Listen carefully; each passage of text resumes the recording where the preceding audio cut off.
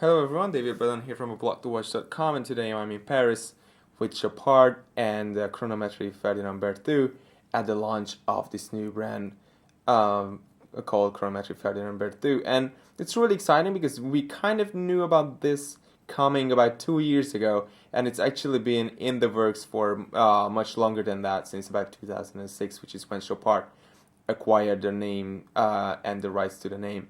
So a lot of work has gone into this, and we were excited to see this last year, but it happened this year around, all the better, and it's here and it's finally complete, and we are excited to report about it. So it's the Ferdinand Berthoud FB1 that we see here, and this is the first watch with which the brand makes its debut. So Ferdinand Berthoud was an inventor and a clockmaker, and also a maker of money chronometers and pocket watches. And he was working during the mid 1700s and early 1800s, and he's used something over 27 different kinds of escapements, and he's created astronomical pocket watches and super accurate marine chronometers, and he was the official clockmaker of the king during the time in France. So he's managed to do a lot in his lifetime, which is about 80 years, but the heritage was kind of dropped, and it was picked up by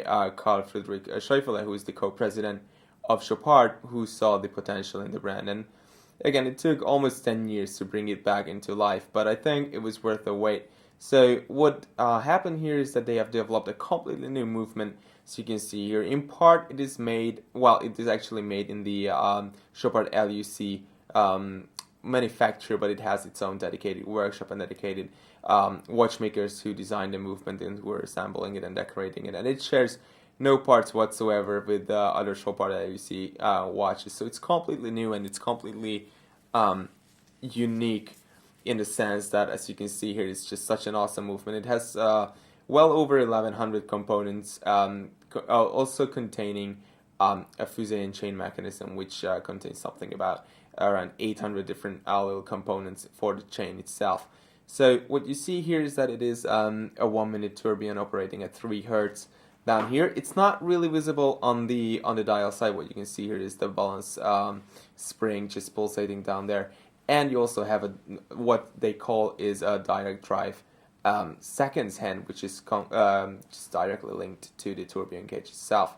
So I think that's really very cool. The case is something that I feel like just takes a little while to get used to, because it's such an unusual design with a perfectly round cylinder that contains the movement and the dial, and then it's put into this very angular design. It has 4 sapphire windows on the side, so you can look into the movement and you can see its unique construction, which actually comprises pillars. So some of the plates are not solid brass as you would see on modern timepieces, but actually are pillars, which is a tribute to the work of Ferdinand Berthoud, who had to use these pillars because at the time it was so extremely difficult to create plates of brass to an exact height and exact thickness.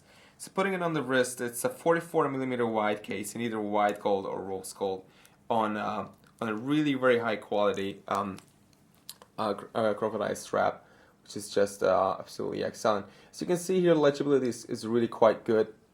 Of course, as you would imagine, properly sized hands on that relatively small subdial at 12. You also have a power reserve indicator here at 9, which works in a really cool way that was also designed just for this movement. It has a sweeping seconds hand in the center because it's a chronometer, so it has to be extremely accurate. And if you want to know how accurate your watch is, you want a very legible center seconds hand. Like I said, it's also available in rose gold, and in either version the price is going to be 220,000 euros. This is going to make it to the markets relatively soon, because Chopard actually spent a lot of time in perfecting this movement. And you know what they could have done is they could have debuted it last year and then have just an extremely complicated movement that doesn't really work.